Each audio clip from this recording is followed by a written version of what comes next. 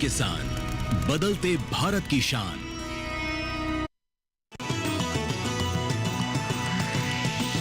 DD किसान, बदलते भारत की शान।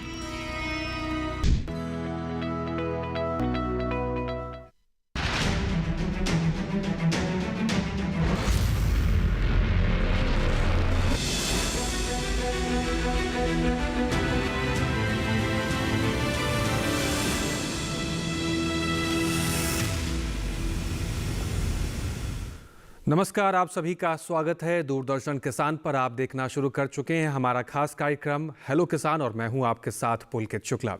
हेलो किसान एक ऐसा कार्यक्रम जिसके माध्यम से हम खेती किसानी से जुड़े हुए ऐसे तमाम विषय लेकर आते हुए और उन विषयों से जुड़ी तमाम महत्वपूर्ण जानकारियों का विस्तार आप तक हम करते हैं। आपकी भूमिका इस कार्यक्रम में सबसे महत्वपूर्ण होती है, क्योंकि आप जुड़ते हैं लाइव अपने संशयों, अपने सवालों और अपने सुझावों के साथ इस कार्यक्रम में। आपके सवालों को शामिल कर आपकी समस्याओं का समाधान हेलो किसान के इस कार्यक्रम के माध्यम से किया जाता है।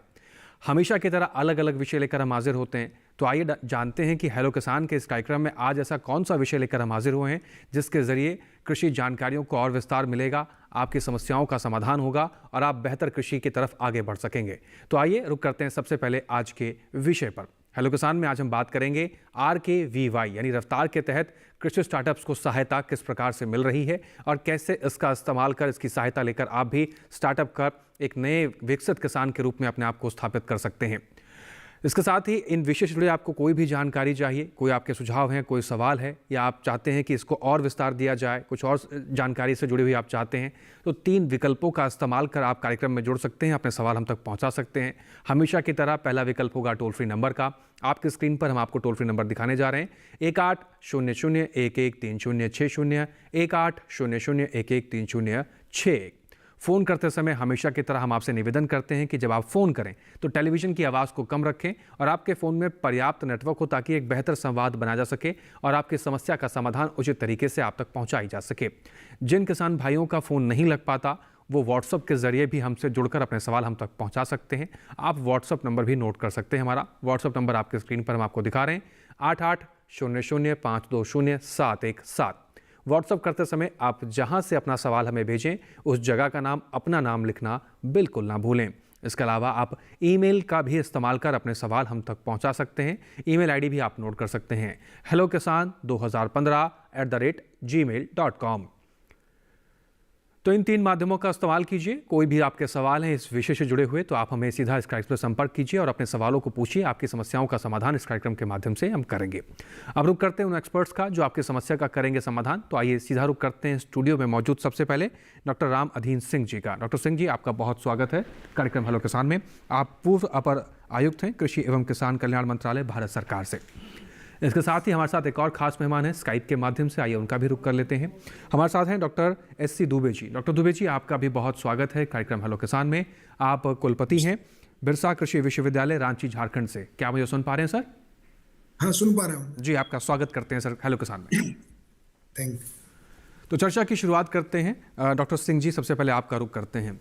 किसी भी मजबूत देश का निर्माण जो होता है उसकी मजबूत नीतियों के कारण होता है, और ऐसी पिछले कई सालों में अगर हम देखें तो कृषि को लेकर ऐसी तमाम विकासशील योजनाएं बनाई गई जिससे कि कृषि की दशो दिशा को बहुत बेहतर तरीके से बदला गया है। और जिस योजना को लेकर आज हम बात कर रहे हैं, इस योजना में भी कृषि को बदलने की बहुत क्षमताएं रही हैं और बहुत तरीके से बदला भी है। मैं आपसे विस्तार से समझना चाहूँगा, ये योजना क्या है और क्या सोच के इस योजना को लाया गया था? राष्ट्रीय कृषि विकास योजना रफ्तार एक संपूर्ण योजना है जिसमें किसानों को हर तरह की सुविधा प्रदान की जाती है। इस कृषि स्टार्टअप के साथ साथ इसमें बहुत सारी जो योजनाएं हैं, उन योजनाओं में किसान किसी तरह का भी कृषि यंत्र लेना हो, उनको बागवानी लगाना हो, उनको सिंचाई का साधन उपलब्ध कराना हो, तो बहुत सारी सुविधाएं कृषि रफ्तार, ये राष्ट्रीय कृषि विकास योजना रफ्तार में किसानों को उपलब्ध है। साथ ही साथ कृषि स्टार्टअप के लिए भी इंक्यूबेशन सेंटर स्थापित करने के लिए, कृषि तकनीक का कोई कार्यक्रम स्थापित करने के लिए इसमें ग्रांट दिया जाता है। और सभी किसान भाई अगर जो भी कुछ कृषि स्टार्टअप स्टार्ट करना चाहते हैं या कोई भी कार्यक्रम अपने खेती से जुड़े हुए कोई भी कार्यक्रम लेना चाहते हैं, कृषि यंत्र से लेकर कृषि सिंचाई के साथ साथ, उस योजनाओं को एक राज्य सरकार द्वारा एक प्रोग्राम बनाया जाता है। उस प्रोग्राम के तहत अपना प्रोग्राम इंक्लूड कर सकते हैं। इसके लिए आपको सबसे पहले कृषि विज्ञान केंद्र है, कृषि विश्वविद्यालय जो राज्य की कृषि विश्वविद्यालय है, या आपके नज़दीक के जो कृषि के अधिकारी हैं कृषि विभाग के, उनसे संपर्क कर अपना प्रोग्राम उसमें आप इंक्लूड करवा करके इसका लाभ उठा सकते हैं। जी, तो कृषि की बेहतरी के लिए इस योजना को लेकर आया गया, जितना हमने डॉक्टर सिंह जी से समझा है। डॉक्टर दुबे जी का रुख करते हैं। डॉक्टर दुबे जी, RKVY के अगर बाकी ऑब्जेक्टिव्स की हम बात करें, वो ऑब्जेक्टिव्स किस प्रकार से हैं और कितनी क्षमता है इस योजना के अंदर कि अगर कोई इससे जुड़ता है तो क्या बदलाव देखने के हमें उदाहरण मिलेंगे? देखिए, इस योजना में केवल किसान को डायरेक्ट जो है सरकार सहयोग नहीं देती है। जैसे अभी डॉक्टर साहब ने बताया, इसमें जो है जो KVK हमारे जो है, मानो किसान एक वैज्ञानिक सोच के साथ एक संस्था के साथ जुड़ करके भी अपने स्टार्टअप को खड़ा कर सकता है, अपने बिजनेस को खड़ा कर सकता है। जैसे मान लीजिए, अभी मैं आपको बताऊं, हमारे बिरसा कृषि विश्वविद्यालय में RKVY के तहत जो हमें 8 करोड़ रुपए मिले हुए, जिसमें हम हर जिले में एक मेडिसिनल प्लांट की नर्सरी बना रहे हैं KVK के माध्यम से, और किसानों को उसको मुफ्त में या नॉमिनल दामों पर, कम दामों पर मेडिसिनल प्लांट्स का जो है पौधे लगा रहे हैं, कि जिससे एक इंडस्ट्री आए, बाद में मार्केट क्रिएट हो और किसानों के यहाँ से जो मेडिसिनल प्लांट जो है औषधि योग जो पौधे होते हैं वो लगें और किसानों की आय बढ़े। तो इसमें किसान को सबसे बड़ा फायदा है कि सीधे तौर पर तो सहायता ले सकते हैं, साथ ही साथ उस संस्थाओं से जुड़ करके तकनीकी ज्ञान के साथ साथ भी सहायता ले सकते हैं। और ज्यादा इसमें है कि इंफ्रास्ट्रक्चर डेवलपमेंट के लिए होता है, यानी एक संस्थागत विकास के लिए, आधारभूत सुविधाओं के लिए इसमें बहुत प्रोविजन किया गया। अन्य बहुत से स्कीमों में ऐसा नहीं है। तो इसमें जो है, आप जैसे मान लीजिए ड्रिप इरिगेशन करना चाहते हैं, तो आप ड्रिप इरिगेशन का पूरा सिस्टम लगाने के लिए इसमें व्यवस्था है। आप उसके साथ ही साथ कोई शोध करना चाहते हैं, ड्रिप इरिगेशन में सुधार कैसे हो, तो किसी KVK से या किसी विश्वविद्यालय से मिल करके साझे में भी आप रास ले सकते हैं और उससे हो सकता है। यानी किसान कैसे तकनीकी का बेहतर उपयोग कर सके, जो उपलब्ध तकनीकी है उसमें कैसे सुधार कर सके अपने आवश्यकता के अनुसार, और कैसे उसको कम लागत में ज़्यादा से ज़्यादा पैदावार मिल सके और लाभ मिल सके, इसका पूरा जो व्यवस्था है इस योजना में की गई है। और सबसे बड़ी बात है कि इसमें राज्य सरकार का भी सहयोग होता है। अपने क्षेत्र के जो हमारे समस्याएं हैं उसके आधार पर प्रोजेक्ट बनते हैं। जो किसान कहीं बागवानी में सपोर्ट लेता है, कहीं वो फूल पत्ती पैदा करने में लेता है, कहीं वो छोटा इंडस्ट्री लगाने में, कृषि बेस प्रोसेसिंग प्लांट लगाने में लेता है। तो इसका जो है RKVY का एरिया बहुत व्यापक है। तो इससे बहुत किसानों को भी फायदा होता है, साथ साथ किसान से जुड़े हुए जो संस्था हैं उनको भी इस पर बहुत फायदा होता है। दोनों को मिल करके काम करने से और फायदा बढ़ जाता है। जी, तो ये कुछ मुख्य बातें हैं जो इस योजना के तहत किसानों को आगे बढ़ाने के लिए किए जा रहे हैं काम। इसके अलावा और क्या कुछ खास जानकारी है, कैसे इसका आप इस्तेमाल कर सकते हैं, इसके क्या ऑब्जेक्टिव्स हैं, इसको भी समझेंगे। बहरहाल इस विषय से जुड़ी पहले एक रिपोर्ट पर नजर डाल लेते हैं।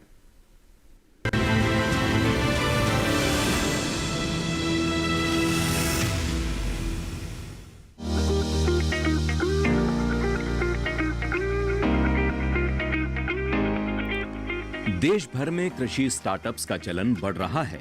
बता दें कि कृषि स्टार्टअप्स एक नई कंपनी बनाना या एक तरह का व्यावसायिक उद्यम होता है। इसमें कृषि क्षेत्र में चुनौतियों के समाधान करने, दक्षता में सुधार करने और प्रौद्योगिकी या व्यवसाय मॉडल विकसित करने पर ध्यान केंद्रित किया जाता है। सरकार राष्ट्रीय कृषि विकास योजना यानी RKVY के जरिए कृषि स्टार्टअप्स को सहायता दे रही है। राष्ट्रीय कृषि विकास योजना यानी RKVY की शुरुआत साल 2007-8 में की गई थी और 1 नवंबर 2017 से इसे संशोधित करके राष्ट्रीय कृषि विकास योजना कृषि और संबद्ध क्षेत्र के पुनरुद्धार के लिए लाभकारी उपाय यानी RKVY रफ्तार नाम दिया गया। इसका उद्देश्य किसानों के प्रयासों को सशक्त बनाकर जोखिम कम करके और फसल कटाई से पहले और बाद के बुनियादी ढांचे के विकास और निर्माण पर खास ध्यान देकर खेती को लाभकारी आर्थिक गतिविधि बनाना है। RKVY रफ्तार में कृषि उद्यमिता और नवाचार घटक भी शामिल हैं, जिसका संचालन कृषि सहकारिता और किसान कल्याण विभाग द्वारा किया जाता है। राष्ट्रीय कृषि विकास योजना RKVY रफ्तार के अंतर्गत 2018-19 में नवाचार और कृषि उद्यमिता विकास नामक एक घटक शुरू किया गया, जिसका उद्देश्य वित्तीय सहायता प्रदान करके और इंक्यूबेशन इकोसिस्टम को बढ़ावा देकर नवाचार और कृषि उद्यमिता को प्रोत्साहित करना था। इस कार्यक्रम के तहत स्टार्टअप्स को कृषि और संबद्ध क्षेत्रों में आने वाली चुनौतियों का समाधान करने के लिए नवीन तकनीकों का उपयोग करने के लिए प्रोत्साहित किया जाता है। RKVY रफ्तार किसानों को नई प्रौद्योगिकियों और उन्नत पद्धतियों को अपनाने के लिए वित्तीय सहायता प्रदान करती है, जो कृषि उत्पादकता को बढ़ाने में सहायक साबित हो रही है। कृषि उत्पादकता में वृद्धि करके RKVY रफ्तार किसानों की आय में सुधार करने में मदद कर रही है। ये योजना नए कृषि व्यवसाय उद्यमों के विकास और मौजूदा कृषि व्यवसायों के विस्तार का समर्थन करती है, जिससे कृषि क्षेत्र में रोजगार सृजन में मदद मिल रही है। RKVY रफ्तार टिकाऊ कृषि पद्धतियों को अपनाने का समर्थन करती है। इसमें जैविक खेती और एकीकृत कीट प्रबंधन भी शामिल है। ये योजना कृषि उत्पादकता को बढ़ाती है और टिकाऊ कृषि को बढ़ावा देती है। इससे देश की खाद्य सुरक्षा को बेहतर बनाने में भी सहायता मिलती है।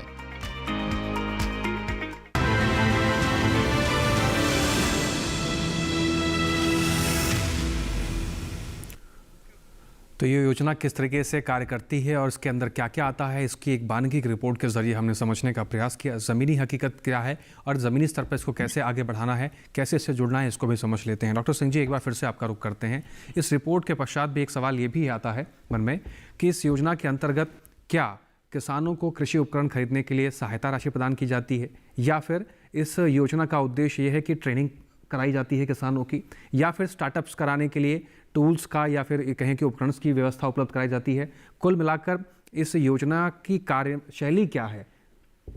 देखिए, जहाँ तक कृषि स्टार्टअप जो राष्ट्रीय कृषि विकास योजना के अंतर्गत आता है, उसके लिए 5 नॉलेज पार्टनर्स KPs हैं और 24 इंक्यूबेटर सेंटर्स हैं। और ये 5 नॉलेज पार्टनर्स हैं, उसमें मुख्यतः जो है ये Indian council of agriculture research का जो है IARI, जो है colour Indian agriculture research institute. दूसरा आपका जो है आपका UAS मतलब university of agriculture sciences Dharwad. फिर इसके बाद ITBHU और ये कृषि का मैनेज जो है हैदराबाद में है। ये नॉलेज पार्टनर्स हैं। तो इस तरह से अगर कोई भी उद्योग आपको मतलब कृषि स्टार्टअप के थ्रू लगाना है और उसका RKVY से सहायता लेनी है, तो सबसे पहले आपको नॉलेज पार्टनर ये और कृषि इंक्यूबेटर सेंटर जो कि 24 इस देश में हैं, उन इंक्यूबेटर सेंटर्स में जा कर के पहले उसका जो अध्ययन वो उसका ट्रेनिंग लें, और ट्रेनिंग लेने के बाद आप जो है मार्केट सर्वे करें, और मार्केट सर्वे करने के बाद जो है ना आप अपना एक डिसाइड करें कि किस तरह का आपका प्रोग्राम लगाना चाहते हैं, किस तरह का कृषि स्टार्टअप जो है, तो उसका एक प्लान बनाएं और प्लान बना करके तब आगे बढ़ें। तो ट्रेनिंग बहुत ज़रूरी है, क्योंकि आप बिना ट्रेनिंग का, तो इसके लिए भी RKVY में प्रोविज़न है। RKVY ट्रेनिंग कराती है अपने इन इंक्यूबेशन सेंटर्स और आपके 5 नॉलेज पार्टनर्स के थ्रू। तो आप इनसे नॉलेज लेकर के, आप इसका ट्रेनिंग लेकर के तभी आगे बढ़ें। जहाँ तक और जो प्रोग्राम है कृषि राष्ट्रीय कृषि विकास योजना में, वो बहुत सारे प्रोग्राम इसमें कृषि इम्प्लीमेंट्स भी प्रदान किए जाते हैं, जो कि कृषि क्षेत्र के लिए, कृषि कार्यक्रम के लिए आवश्यक होते हैं। और साथ ही बागवानी भी इसमें है, एकीकृत कृषि विकास योजना भी है, ड्रिप और स्प्रिंकलर इरिगेशन भी है। तो बहुत सारे इसमें समाहित हैं। और ये कृषि विकास योजना एक सामूहिक किसान के सामूहिक विकास की एक योजना है। जी, डॉक्टर दुबे जी, आपका रुख करते हैं। और 2007-08 की अगर हम बात करें, तो जिस वर्ष में इसकी जिन लक्ष्यों के साथ शुरुआत की गई थी और आज हम 2026 में पहुंच चुके हैं, उन लक्ष्यों को हम प्राप्त करने में कितने सफल रहे हैं और कितने प्रतिशत उन लक्ष्यों को हमने हासिल किया? क्या क्या बदलाव 2007 से लेकर 2026 के इस दौरान के बीच में हमें RKVY के माध्यम से किसानों के जीवन में, कृषि के क्षेत्र में बदलाव देखने को मिला, और आगे की क्या राह रहने वाली है? देखिए, इसमें निश्चित तौर पर काफ़ी बदलाव हुआ है। जो किसान जो है, जो जिस स्टेट में ज़्यादा लोग इस योजना से वाकिफ़ हैं या थोड़ा जो कृषि का सपोर्ट उनको एडमिनिस्ट्रेशन का मिल रहा है वो भरपूर इसका फ़ायदा ले रहे हैं, क्योंकि इस योजना में केवल एक बाँटने का सिस्टम नहीं है। अगर ये देखेंगे जो आप अभी पहले हमसे कह रहे थे, जो ऑब्जेक्टिव इसके हैं कि किसान की आमदनी कैसे बढ़े, जितने भी हैं, जैसे कैसे हम उनका खेती जो है प्रॉफिटेबल हुआ किया जाए, उस पर जोर है। कैसे एग्री इंटरप्रेन्योरशिप की जो बात आप कर रहे थे कि बिजनेस तो एक उद्यम लगाना एक अलग बात है, वो भी इसमें सन्निहित है।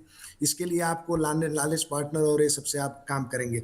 इंफ्रास्ट्रक्चर्स का डेवलपमेंट के लिए इसमें बहुत ज़्यादा है कि हार्वेस्टिंग मैंने बुआई के बाद से, और अगर पोस्ट हार्वेस्टिंग पर भी प्रोसेसिंग पर बहुत जोर आजकल दिया जा रहा है। और भी दूसरी केंद्र सरकार की स्कीम है जिसके इसको लिंक करके किसान बहुत सी जगह फ़ायदा ले रहे हैं। रिस्क मिटिगेशन, जो आपको जो रिस्क है खेती में उसको करने के लिए कैसे कम करें, उसके लिए इंटीग्रेटेड फार्मिंग सिस्टम, समेकित कृषि प्रणाली का जो है किसानों का, इसको आरकेवाई में बहुत अच्छा एक स्कोप है जिससे किसान कर रहे हैं, कि जिसमें उसमें बी कीपिंग कर रहे हैं, मधुमक्खी पालन कर रहे हैं, मशरूम का पालन कर रहे हैं, फसलों की खेती कर रहे हैं, साथ ही साथ हार्टिकल्चर की खेती कर रहे हैं। तो ये सबका भी इसमें प्रोविज़न रखा गया और सबके लिए सरकार जो है सहायता दे रही है। और अंत में ये नहीं कि आपका प्रोड्यूस हो जाए, उत्पाद हो जाए और वो मार्केट में जाए नहीं, उसका मिले नहीं, तो उसका भी है। आप जैसे अभी डॉक्टर साहब बता रहे थे कि आपको एक सर्वे करके एक जो है किस एरिया में हमें करना है प्रोसेसिंग, जैसे बहुत अच्छा, बहुत जगह है कि उत्पादन बहुत अच्छा होता है, बहुत गुणवत्ता वाला हो रहा है, लेकिन प्रोसेसिंग नहीं है। जैसे पल्सेस का है, ऑयल सीड का है, जो तिलहन की फसलें हैं उसमें प्रोसेसिंग की कमी है, मार्केटिंग की कमी है। तो उसको भी प्रोसेसिंग और मार्केटिंग लिंक बनाने के लिए भी इसमें बहुत अच्छी प्रोविज़न है। और जो जहाँ इसमें नहीं प्रोविज़न है, सरकार की अन्य स्कीमें हैं। जैसे आपको देखेंगे कि प्राइम मिनिस्टर FAME प्रोग्राम एक है जिसमें जो मार्केटिंग से है, जो प्रोसेसिंग और मार्केटिंग में जिसमें जो है 35% तक सब्सिडी मिलती है और सेल्फ हेल्प ग्रुप किसान का FPO उससे जुड़ सकता है। तो ऐसी बहुत सी और योजनाएं हैं जिसके साथ मिलकर के राज्य सरकारों में बहुत सी ऐसी योजनाएं चल रही हैं जिससे RKY से लिंक करके किसान जो है जो कमी रह जाती है उसको पूरा कर सकती है। और बहुत अच्छा इसमें प्रोग्रेस हो रहा है जो है, लेकिन फिर भी हमें इसको और स्ट्रेंथन करने की जरूरत है और आगे इसमें बढ़ने की जरूरत है। और राज्य सरकारों को भी आगे आना है, इसमें सहयोग करने की जरूरत पड़ रही है। जी, सबके समन्वय के साथ इन जो योजनाओं का जो लक्ष्य है उसको हासिल करने में सब प्रयासरत हैं। और जिस तरीके से हमने देखा कि बदलाव जो अब तक हुए हैं, डॉक्टर दुबे जी ने समझाने का प्रयास किया। कुछ और महत्वपूर्ण जानकारी लेंगे, फिलहाल यहाँ रुकना होगा एक छोटे से ब्रेक के लिए। आप बने रहें, देखते रहें कार्यक्रम हेलो किसान।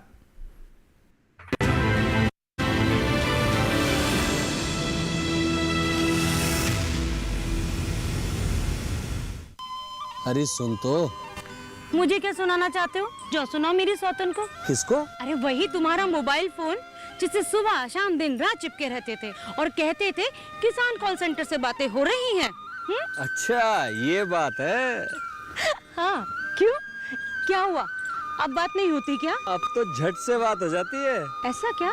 हाँ, अब तो ज्यादा लाइनें और खास तकनीक के कारण खेती के माहिरों से तुरंत बात हो जाती है। और अगर कभी लाइन व्यस्त हो तो अपनी समस्या फोन पर रिकॉर्ड करा दो, वहाँ से फोन आ जाता है और समस्या की हल का मैसेज भी आ जाता है। ये देखो आ गया। अरे वाह, इसका मतलब इंतजार की घड़ी अब खत्म। हाँ। तभी मैं सोचूं कि आजकल मुझ पर इतना प्यार क्यों आ रहा है। कृषि संबंधी समस्याओं का अपनी भाषा में तुरंत हल पाने के लिए पूरे भारत में किसी भी फोन से हेल्पलाइन नंबर पर संपर्क करें। किसानों का दोस्त किसान कॉल सेंटर।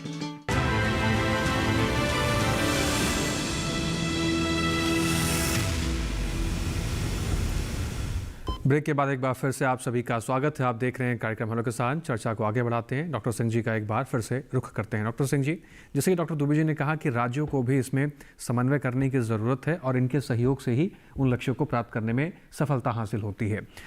केंद्र और राज्य में अक्सर देखने को मिलता है किसी भी योजनाओं को लेकर जब समन्वय की बात आती है तो थोड़ी सी कमी देखने को मिलती है, जिसका असर किसानों के जीवन पर पड़ता है और कृषि पर असर पड़ता है। इस अगर योजना को लेकर देखा जाए, किस तरीके से समन्वय स्थापित किया जाता है और किस तरीके से किसानों तक इस समन्वय के दौरान उन तक जो इसके फायदे हैं वो पहुंचाए जाते हैं? देखिए, राष्ट्रीय कृषि विकास योजना एक संपूर्ण राज्य की योजना है। इसमें राज्य ही हर राज्य अपने हिसाब से अपने जो ज़रूरतों को देखते हुए इसमें अपने प्रोग्राम निर्धारित करता है, अपने जो है प्रोजेक्ट जो भी है उसमें अपना डालता है, अपने राज्य के किसानों को हित में जो को ध्यान में रखते हुए। तो इसमें प्योरली राज्य सरकार का ही योजना है, और चूँकि राज्य सरकार का जो नॉर्थ ईस्ट और हिमालयन स्टेट्स को इसमें 90% जो है केंद्र सरकार का और 10% जो है राज्य सरकार का योगदान होता है, और बाकी राज्यों में इसमें 60% का केंद्र सरकार का और 40% का राज्य सरकार का अनुदान होता है। तो ये कंप्लीटली जो है राज्य सरकार का समन्वय इसमें शामिल है, और बिना राज्य सरकार के योजना ये आगे नहीं बढ़ती है। तो राज्य सरकार सबसे पहले योजना तैयार करती है, योजना तैयार करके ये केंद्र सरकार को ये भेजती है, फिर केंद्र सरकार उसको का अध्ययन करके विभिन्न जो उसमें प्रोग्राम्स होता है, हर प्रोग्राम का अध्ययन करने के बाद एक मीटिंग, एक जो है सेक्रेटरी लेवल की मीटिंग होती है, और सेक्रेटरी लेवल की मीटिंग में वो प्रोग्राम जो है फिर राज्य सरकार को भेजा जाता है कि आपका प्रोग्राम ठीक है। फिर हर एक स्टेट के चीफ सेक्रेटरी या प्रिंसिपल सेक्रेटरी के अध्यक्षता में एक कमेटी होती है, वो कमेटी ही इसको अप्रूव करती है। तो राज्य सरकार का कंप्लीट समन्वय इस प्रोग्राम में है, और बिना राज्य सरकार के अनुमति के ये योजना लागू नहीं की जा सकती है। तो राज्य और केंद्र का समन्वय इस प्रकार से है, और कुल मिलाकर राज्य ही इस पूरी योजना के अंतर्गत अपनी योजनाएं बनाकर केंद्र को भेजते हैं, उसके बाद सब चीज़ें लागू होती हैं। एक दर्शक हैं जिन्होंने प्रश्न अपना भेजा है, लेकिन वीडियो के माध्यम से अपना प्रश्न हम तक पहुंचाया है। तो आइए उनके वीडियो को देख लेते हैं और जानते हैं कि क्या सवाल है। नंदस्वरूप मिश्रा बाराबंकी उत्तर प्रदेश से हैं, आइए देखते हैं। नमस्कार सर, मैं नंदस्वरूप मिश्रा हूँ, बाराबंकी विकासखंड सूरतगंज गांव बसोली पड़ता है। मैं जानना चाहता हूँ जो ये स्टार्टअप है, कृषि स्टार्टअप, इसके जो हमारे ये नई पीढ़ी जो हमारा परिवार पीछे खड़ा हुआ है, ये सब पढ़े लिखे हैं, तो इनको स्टार्टअप में कार्य करने के लिए, मदद पाने के लिए, रोजगार खोजने के लिए किसे मदद लेनी चाहिए, जिससे ये गांव छोड़कर पलायन न करें और गांव में ही रहें, शहर की जाने की ज़रूरत नहीं, यहीं इनको रोजगार मिले। तो ये डॉक्टर साहब जानना चाहता हूँ, ये इनको जानकारी कहाँ से मिलेगी? जी, बहुत महत्वपूर्ण सवाल यहाँ पर नंदस्वरूप मिश्रा जी ने पूछा है। डॉक्टर दुबे जी, आपका रुख करेंगे सवाल का जवाब लेने के लिए। हमारे दर्शक हैं बाराबंकी उत्तर प्रदेश से, उनका सवाल ये है कि इनके परिवार में कई ऐसे बच्चे हैं जो पढ़े लिखे हैं, और आमतौर पर देखने को मिलता है कि आजकल जो युवा हैं उनका रुझान खेती की तरफ कम होता है, क्योंकि उनको उतना फ़ायदा नहीं दिखता, और पलायन करके वो बाहर शहरों में जाते हैं, नौकरी करते हैं। RKVY के माध्यम से अगर कोई स्टार्टअप करना चाहता है तो उन बच्चों के लिए क्या इसमें संभावनाएं हैं, कहाँ से जानकारी लें? और क्योंकि आप झारखंड से हैं, तो झारखंड में भी आप देखते होंगे कि कई ऐसे बच्चे हैं जो बाहर के शहरों का रुख करते हैं, और आपके शहर के स्तर पर देखा जाए, आपके राज्य के स्तर पर देखा जाए, उस राज्य की कौन कौन सी ऐसी योजनाएं रहीं जहां पर युवाओं को लाभ मिला और युवा झारखंड के अंदर ही अपना बेहतर व्यवसाय कर रहे हैं? निश्चित तौर पर बहुत अच्छा इनका प्रश्न है और लाजमी भी है, और ये इस योजना का मुख्य उद्देश्य यही भी है कि जिससे कि गांव जो किसान हैं थोड़े पढ़े लिखे हैं, जो कैसे तकनीकी का उपयोग करके और जो है कृषि में उत्पादन बढ़ाएं, उत्पादकता बढ़ाएं और किसान की आय बढ़ाएं। और बहुत से इसमें जो स्टार्टअप है उनको निश्चित तौर पर अपने क्षेत्र में कौन सी प्रमुख चीजें हैं, जैसे उनको क्या है कि ये स्टार्टअप का होता है कि खेती में कौन सी समस्या है उनके यहाँ, क्या सफल फसल उत्पादन में समस्या है, या किसी उसकी मार्केटिंग में समस्या है, क्या उनके प्रोसेसिंग में समस्या है, क्या उनको जो है कोल्ड चेन और लॉजिस्टिक में समस्या है, क्या डेयरी और मत्स्य पालन में कोई उनको समस्या आ रही है, कौन सी समस्या है, उसके आधार पर ये अपना प्रोजेक्ट बनाएंगे उस समस्या को हल करने के लिए, और कौन सा सलूशन उसका समस्या का समाधान के लिए क्या उनके पास क्या उपलब्ध है उस क्षेत्र में जो है, उसके अनुसार इनको बनाना पड़ेगा। निश्चित तौर पर बहुत इसका स्कोप है। जैसे मान लीजिए अगर ये बाराबंकी में है, आसपास है, वहाँ अगर ट्रेडिशनल रूप से जैसे वेजिटेबल नज़दीक है, लखनऊ के पास है, अगर आम की खेती होती है या कोई वेजिटेबल का सब्जी का उत्पादन होता है, तो उसका अगर वो प्रोसेसिंग के लिए ले सकते हैं सरकार से सहायता, या वो जो है उसकी मार्केटिंग का ले सकते हैं जो है, या किसानों का एक समूह बना करके कैसे वो मार्केटिंग ई मार्केटिंग के द्वारा जो है देश के उस भाग में जहाँ अच्छा प्राइस मिल रहा है, मूल्य मिल रहा है, वहाँ भेज सकते हैं। तो ये निश्चित तौर पर एक बहुत अच्छा, और झारखंड में बहुत से इस उद्यम इस पर लगे हुए हैं, किसान लोग बहुत काम कर रहे हैं, पढ़े लिखे लोग भी काम कर रहे हैं। आप देख रहे हैं बहुत से लोग हैं कि जो IT बेस्ड जो है इनपुट क्रॉप में डालने के लिए सर्विस प्रोवाइड कर रहे हैं, कि आप कम लैपटॉप पर बैठे हुए बीटेक का बच्चे हैं, अपना कर रहे हैं, किसान के यहाँ ड्रिप इरिगेशन है, कब न्यूट्रिशन डालना है, कब पानी चलना है, कब नहीं चलना है, सेंसर बेस बना के कर रहे हैं। मार्केटिंग के लिए बहुत से लोग कर रहे हैं जो है। और झारखंड सरकार ने जैविक खेती लघु वनोपज एक जो है एक बनाई है, जो है संस्था बनाई है जो इसको देखती है, जो मिलेट और रागी के बढ़ावा के लिए बहुत कर सेल्फ हेल्प ग्रुप बना करके इसमें काम कर रहे हैं। तो मिलेट का भी बहुत है हमारे यहाँ झारखंड में जो है, इस पर RKY से और भी सरकार के, राज्य सरकार करके सहयोग लेकर के जो है छोटे छोटे जो है उद्यम लगा रहे हैं किसान जो है।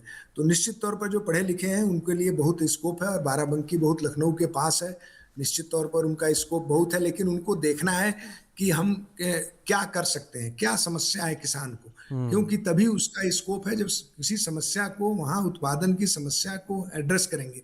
या कभी ऐसा भी होता है, ऐसा क्षेत्र है कि जहाँ किसी कृषि की बहुत बड़ी संभावना किसी चीज की है, सपोज करिए मशरूम का, मधुमक्खी पालन की संभावना है, लेकिन किसान नहीं कर रहे हैं, तो नया भी वो इंट्रोड्यूस कर सकते हैं। उसको किसान का एक ग्रुप बना करके कैसे उसको तकनीकी सहायता दे करके KVK से मिल करके कैसे उसकी पूरी चेन बनानी पड़ेगी जो है उनको जो है, क्योंकि केवल उत्पादन करने से नहीं होगा। या तो कोई चीज ऑलरेडी उत्पादित है तो उसको मार्केटिंग और प्रोसेसिंग करें, या कोई नया वेंचर ला रहे हैं तो कैसे उसको उत्पादन हो करके किसान को मार्केटिंग तक वो कैसे जाएगी, उस पर ध्यान देना पड़ेगा। तो निश्चित तौर पर बहुत अच्छी स्कीम है, और भी राज्य सरकारों की बहुत सी स्कीम है जिसका सहयोग ले सकते हैं जो है। ड्रिप इरिगेशन के लिए हर राज्य सरकार की स्कीम है, प्रोसेसिंग के लिए हर राज्य सरकार की स्कीम है जो है। जो मुद्रा योजना है, जो प्रधानमंत्री मुद्रा योजना है, इसमें भी बहुत सा ऋण मुहैया कराया जाता है। बिल्कुल। तो 50% से लेके 90% से ऋण है। तो जो पढ़े लिखे लोग हैं वो सभी योजनाओं को समझ सकते हैं, और किसी एक वेंचर के लिए, किसी एक व्यवसाय के लिए सभी योजनाओं से मिलने वाले लाभ को लेकर के एक बहुत बड़ा उद्यम खड़ा कर सकते हैं, और अपना ही नहीं केवल उसमें रोजगार का भी सृजन कर सकते हैं, 10-20 लोगों को रोजगार भी दे सकते हैं। तो निश्चित तौर पर स्कोप बहुत अच्छा है इसका जो है। और एग्रीकल्चर में आजकल देख रहे हैं बहुत सा, आप यूट्यूब में देखते होंगे, न्यूज में देखते होंगे, बीटेक किए हुए बच्चे जो है, एमटेक किए हुए लोग, MBA किए हुए लोग आ रहे हैं एग्रीकल्चर सेक्टर में, क्योंकि बहुत स्कोप है इसके यहाँ पर जो है बिजनेस का जो है। बिल्कुल। तो आपने नज़दीकी कृषि विज्ञान केंद्र से भी संपर्क करके आप नजरूप जी अपने बच्चों के लिए नई जानकारी एकत्रित करके उनके लिए स्टार्टअप्स की व्यवस्था कर सकते हैं, और उसमें उनको भी आप रुझान लेना होगा, उनको भी अपने आप को जागरूक करके उन तमाम समस्याओं का समाधान करना होगा, और इस प्रकार से वो आगे बढ़ सकते हैं। एक दर्शक हैं फोन लाइन के जरिए जुड़े हुए, उनका रुख कर लेते हैं। विपिन जी हैं सागर मध्य प्रदेश से। विपिन जी, आपका स्वागत है, सवाल पूछिए। हेलो जी, आप सवाल पूछिए, सुन रहे हैं हम आपको। विपिन जी, क्या आप हमें सुन पा रहे हैं? सर, आपकी आवाज नहीं आ रही है। जी, अपना सवाल बोलिए, हम सुन रहे हैं।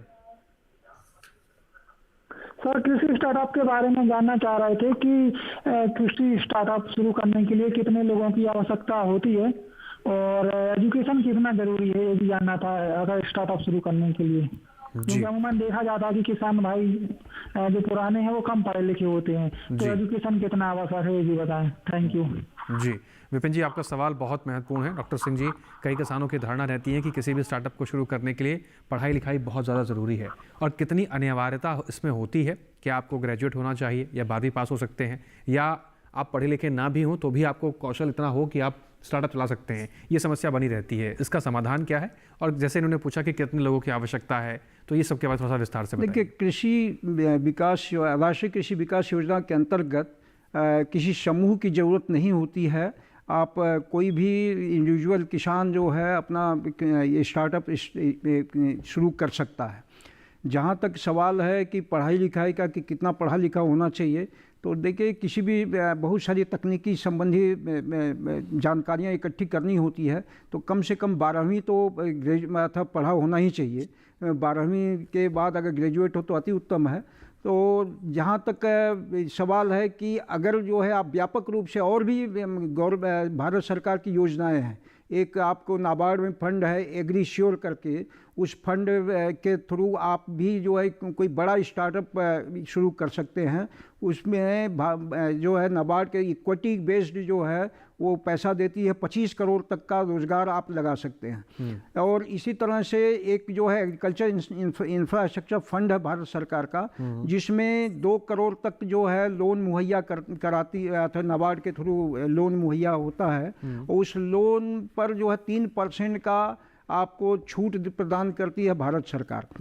तो इस तरह से आप कृषि या तो आपके उसके लिए आपको 300 कम से कम 300 जैसे FPC है, फार्मर्स प्रोड्यूसर्स कंपनी या फार्मर्स प्रोड्यूसर्स ऑर्गेनाइजेशन बना करके कम से कम 300 किसान उसमें शामिल होना चाहिए। तो आप बड़े तरह का कोई प्रोग्राम एग्रीकल्चर स्टार्टअप करना चाहते हैं, एग्री स्टार्टअप करना चाहते हैं तो आप वहाँ से भी हेल्प ले सकते हैं।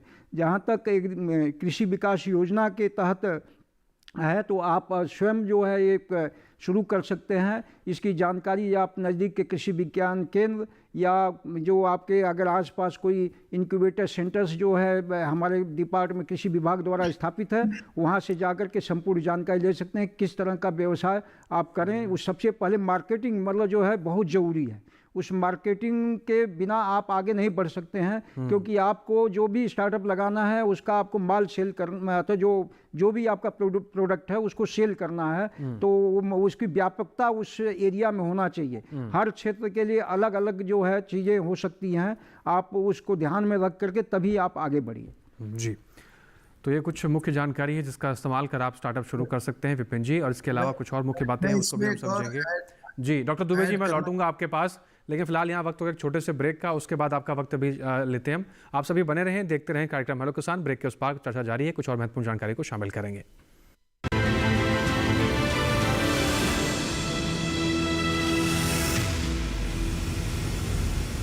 डीडी किसान ने कर ली है तैयारी, यहाँ मिलेगी पशुपालन की हर एक जानकारी, घर आंगन से लेकर व्यवसायिक फार्म तक, मुर्गी पालन से लेकर रेगिस्तान के जहाज तक। बीमारियों से पशुपालक बिल्कुल ना हो परेशान, विशेषज्ञ करेंगे आपकी समस्या का समाधान। देखिए अपना पशु चिकित्सक हर रविवार शाम 6:30 बजे दूरदर्शन किसान पर।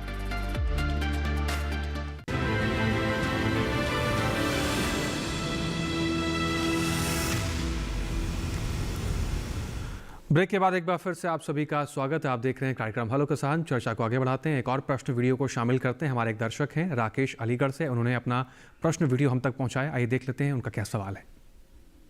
मैं राकेश कुमार, गांव राजपुर, ब्लॉक खैर, डिस्ट्रिक्ट अलीगढ़। मैं सर कृषि स्टार्टअप के बारे में जानना चाहता हूँ। मुझे ट्रेनिंग कहाँ से मिलेगी और मुझे लोन कैसे मिलेगी? धन्यवाद। जी, तो राकेश जी हैं अलीगढ़ से, इनका भी सवाल शामिल करते हैं। डॉक्टर एस सी जुबे जी, आपका रुख करते हैं। और जैसे कि कई किसानों का सवाल आ रहा है कि हमें स्टार्टअप शुरू करना है, और कुछ आप इस बात में इस विषय में जोड़ना भी चाह रहे थे। स्टार्टअप के साथ साथ हम ये भी आपसे जानना चाहेंगे कि जब आप ये बताएं कि स्टार्टअप कैसे करना है, कब शुरू करना है, कहाँ से सीड फंडिंग होगी, उसके साथ साथ स्टार्टअप क्यों करना है, स्टार्टअप के पीछे की आपका आइडियोलॉजी क्या है, क्या आपके उपकरण हैं, क्यों आप करना चाहते हैं, और किसी भी स्टार्टअप के मजबूत लंबे समय तक चलने के लिए कौन सी ऐसी आधारभूत संरचनाएं होती हैं, कौन से ऐसे नियम कानून होते हैं जिसको बनाकर चलना चाहिए, जिससे कि आप स्टार्टअप बना तो लें लेकिन लंबे समय तक आप टिके भी रहें। जी देखिए, ऐसा है कि स्टार्टअप के लिए जैसे अभी डॉक्टर साहब ने बता रहे थे कि कोई बड़ा ऐसा एक कोई भी प्राइवेट लिमिटेड कंपनी है वो भी स्टार्टअप में रजिस्ट्रेशन करा सकती है। लिमिटेड लाइबिलिटी पार्टनरशिप की कंपनी है वो भी जो है प्राइवेट स्टार्टअप में रजिस्ट्रेशन करा सकती है। कोई पंजीकृत साझेदार ज्वाइंट वेंचर है वो भी स्टार्टअप में रजिस्ट्रेशन करा सकता है।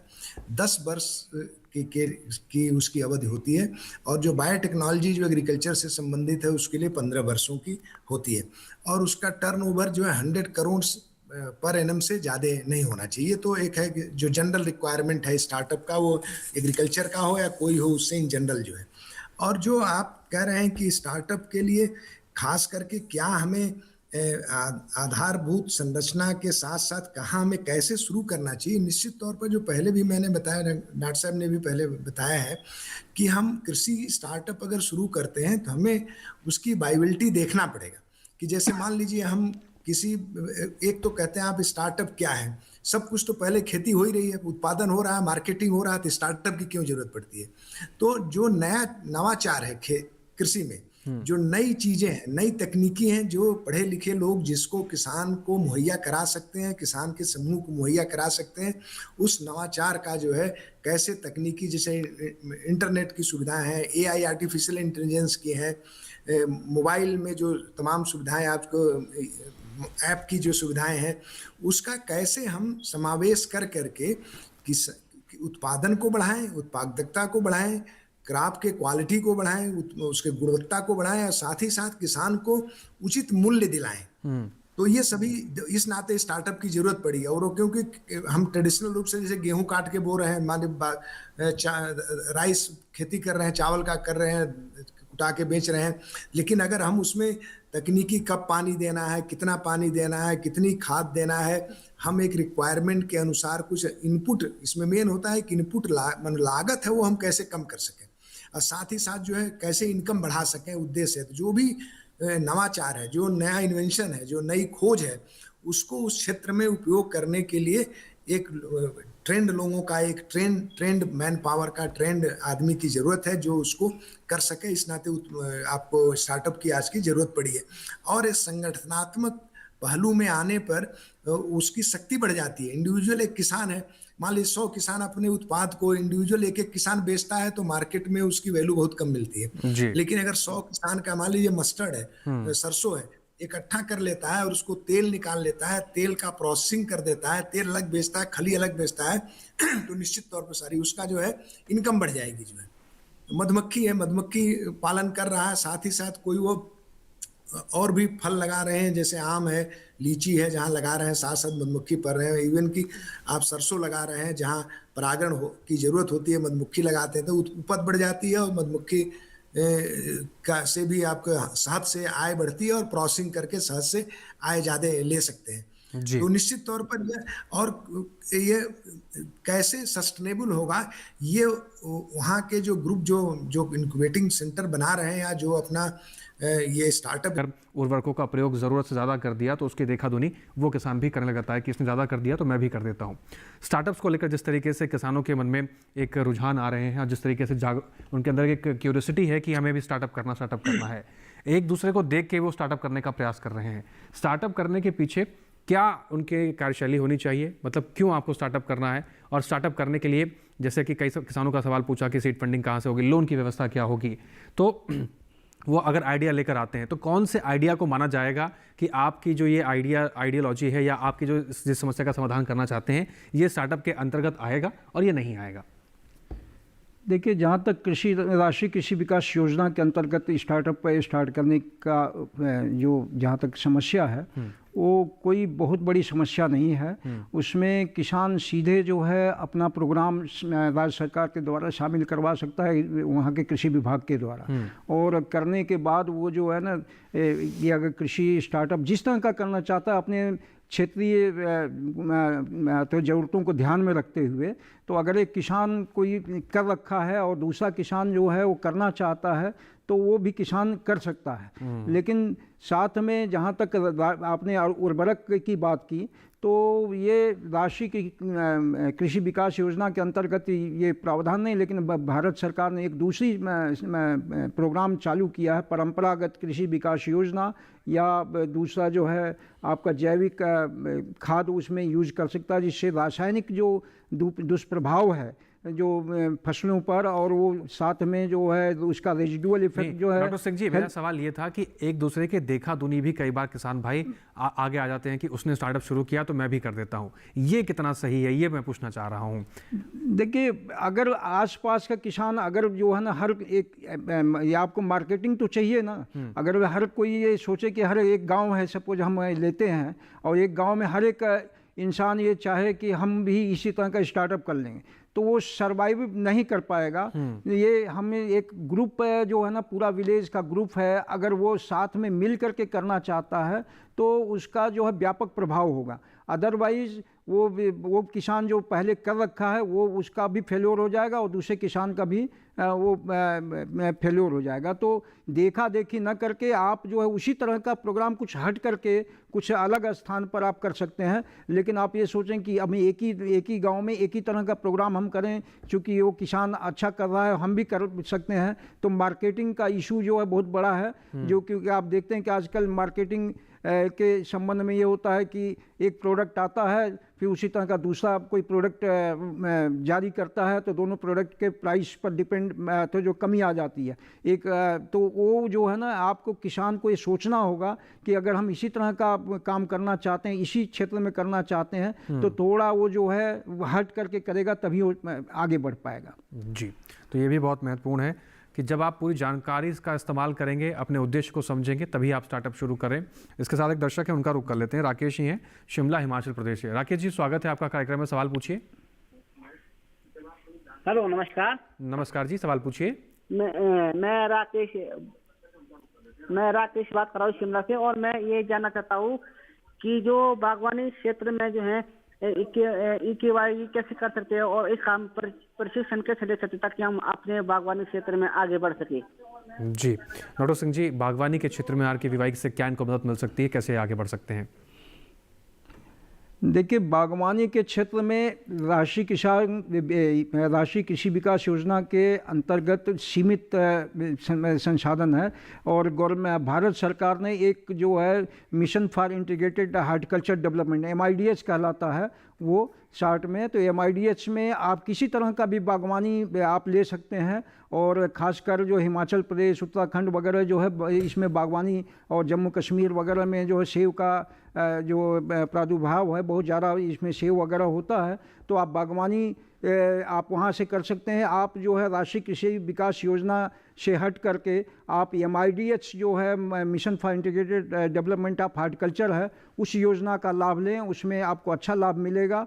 और साथ में वो MIDH में आपको बागवानी में सिंचाई से ले करके और उसके जो है नर्सरी से ले करके हाईटेक नर्सरी तक का भी व्यवस्था है, तो आप जो है वहाँ से जहाँ तक हाईटेक नर्सरी उपलब्ध है वहाँ से आप सीडलिंग्स वगैरह ले करके आप बागवानी की व्यवस्था कर सकते हैं और इसका लाभ उठा सकते हैं। तो आप RKVY, चूँकि पहले ये MIDH वाला बागवानी वाला हिस्सा जो था RKVY में था, लेकिन अब वो अलग हट करके कृषि उन्नति योजना है। अब वो कृषि उन्नति योजना में का एक पार्ट है mission for integrated development of horticulture MIDH, तो उससे समेकित अपना बागवानी कर सकते हैं।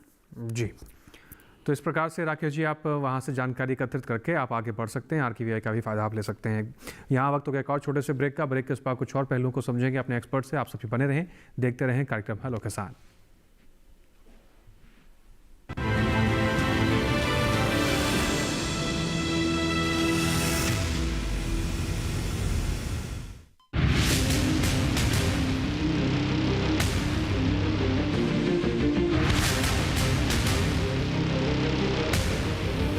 जब तपती है धरती, सूरज उगलता है आग, ठंड में जब सर्दी जमा देती सबके हाल, सब छुप जाते अपने अपने घरों में, तब बाहर निकलता सिर्फ एक इंसान, भरने के लिए हम सबका पेट, खून को पसीने की तरह देता बहा, थक जाता, झुलस जाता, हो जाता बीमार, तब उसकी सेहत का ध्यान रखता सिर्फ DD किसान।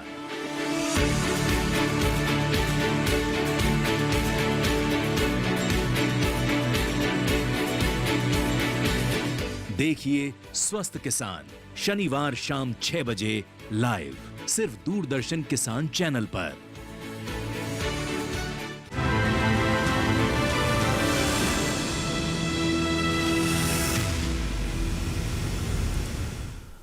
ब्रेक के बाद एक बार फिर से आप सभी का स्वागत। आप देख रहे हैं कार्यक्रम हेलो किसान। चर्चा को आगे बढ़ाते हैं। एक बार फिर से हमारे साथ एक दर्शक हैं जिन्होंने प्रश्न वीडियो बना के अपना सवाल हम तक पहुंचाया है। संजय दिवाकर हैं अलीगढ़ से। आइए देख लेते हैं क्या सवाल है इनका।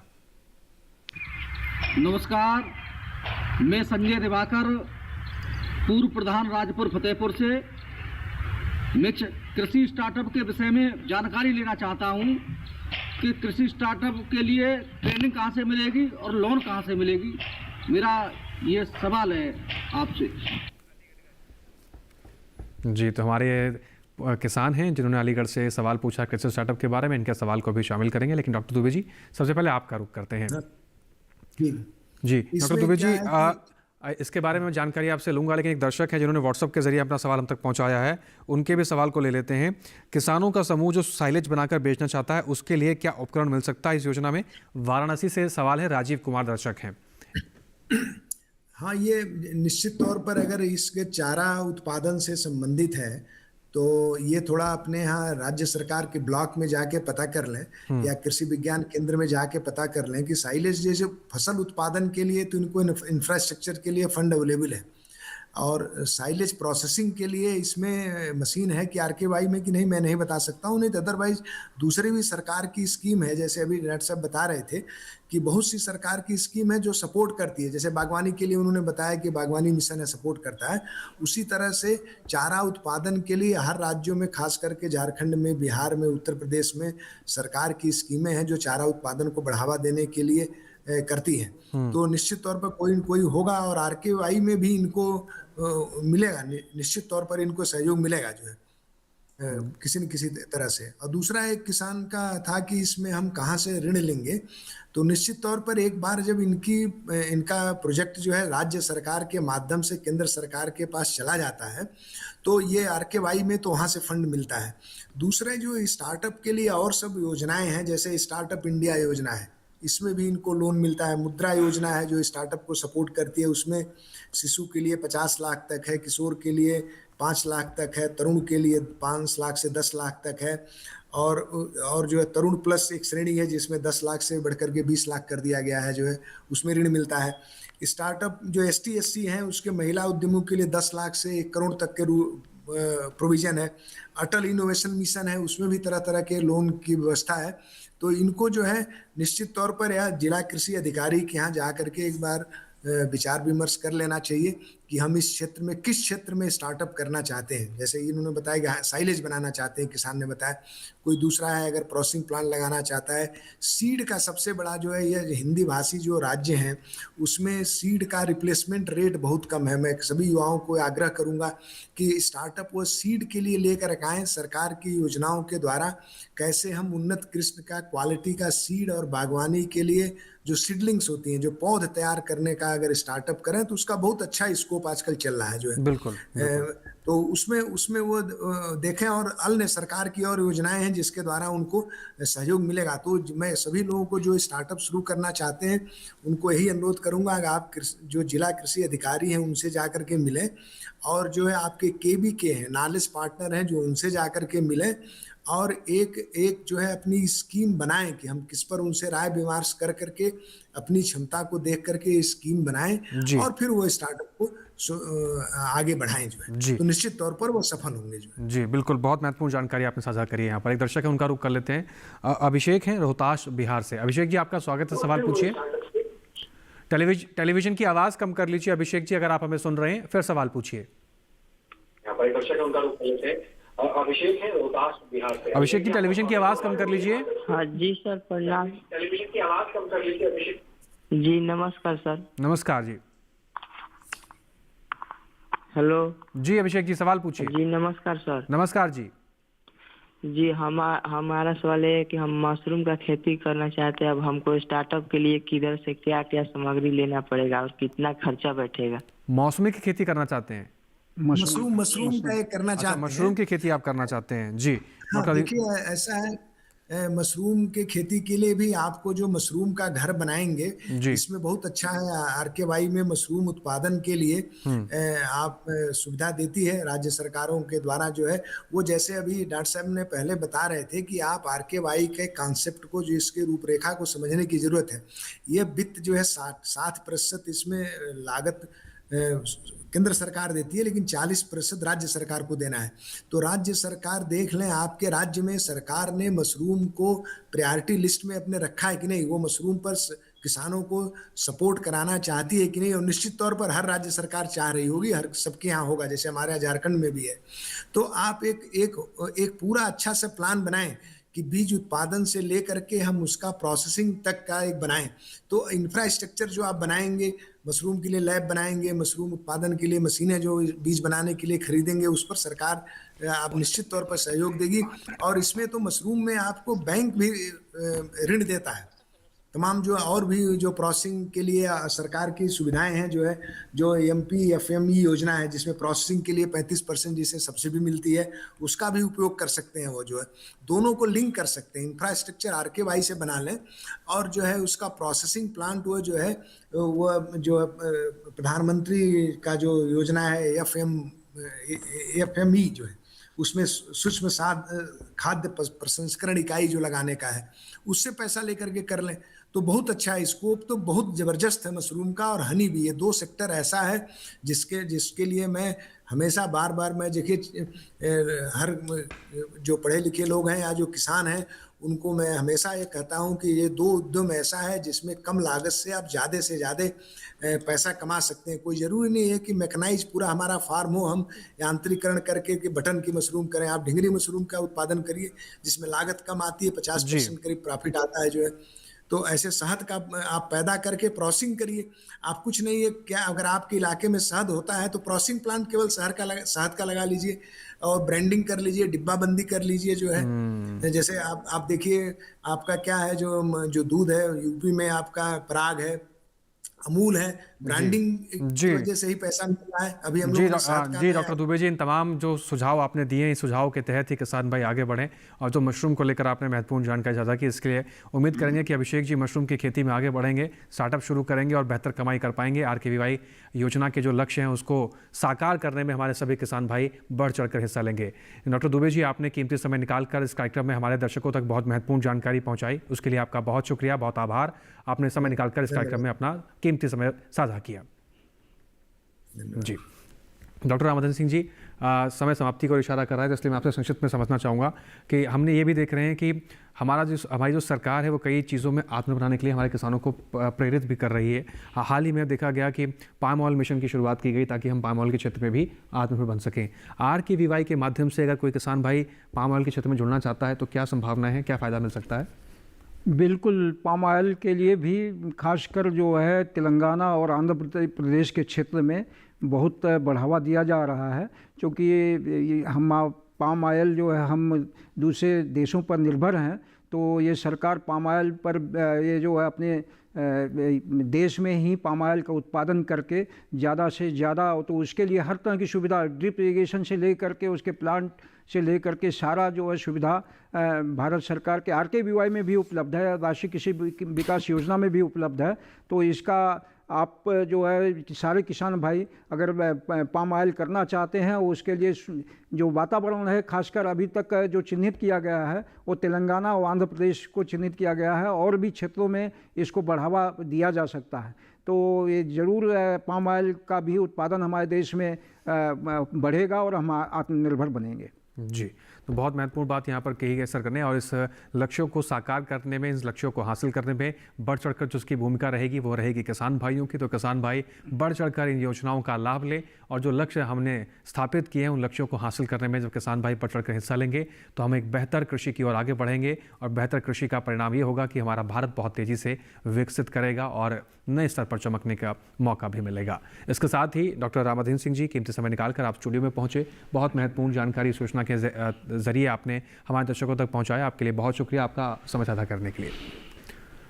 इसके साथ ही आज के हेलो किसान कार्यक्रम में बस इतना ही। हेलो किसान कार्यक्रम में अगले ऐसे कौन से विषय रहेंगे जिस पर हम चर्चा करेंगे, आइए नजर डाल लेते हैं उस विषय पर भी। हेलो किसान के अगले अंश में बात होगी चारा प्रबंधन एवं साइलेज की तैयारी कैसे करनी चाहिए और कैसे इससे आप अच्छी कमाई कर सकते हैं। इस विषय से जुड़े आपके कोई भी सवाल हैं तो आप हमें प्रश्न वीडियो बनाकर अपने सवाल हम तक पहुँचा सकते हैं। आपके प्रश्न वीडियो कार्यक्रम में शामिल किए जाएंगे। नंबर नोट कर सकते हैं आप 8800520717। इसके अलावा आप ईमेल के जरिए भी अपने सुझाव सवाल हम तक पहुंचा सकते हैं। ईमेल आईडी नोट कर सकते हैं हमारी hellokisan2015@gmail.com। इस ईमेल आईडी के जरिए भी अपने सवाल हम तक पहुंचा सकते हैं। डीडी किसान के कॉल सेंटर पे भी फ़ोन करके आप अपने सवाल दर्ज करा सकते हैं। डीडी किसान के कॉल सेंटर का नंबर भी आप नोट कर सकते हैं 1800113060, सोमवार से शनिवार सुबह 6 से रात के 10 बजे तक ये नंबर आपकी सेवा में खुला रहता है।